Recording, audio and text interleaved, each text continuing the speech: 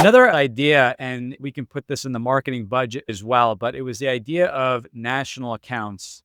Now, national accounts, super important here, where franchisor may have full-time staff that is working with larger names out there in order to get national exposure, national recognition, working together with companies like a Home Depot or Lowe's in the home services space as a preferred vendor. And that really helps the franchisees in number one, getting exposure and the brand nationally. It also helps from a referral standpoint where you're the first point of contact if a customer is looking for that specific service or maybe an alternative to that specific service. National accounts came into play. And every franchise would love to have these national accounts, but really to make it a true national account, you need to have franchisees across the country.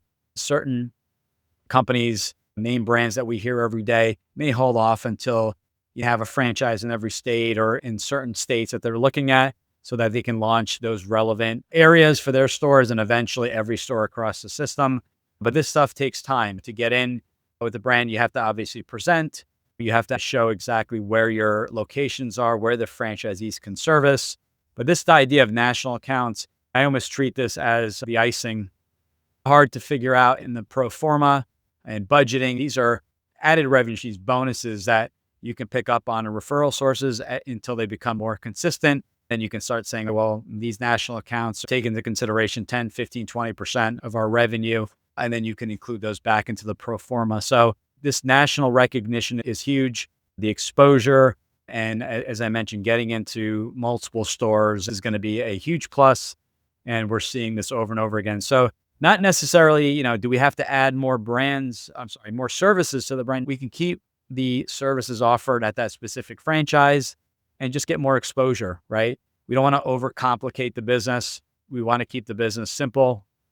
We want to keep the business profitable.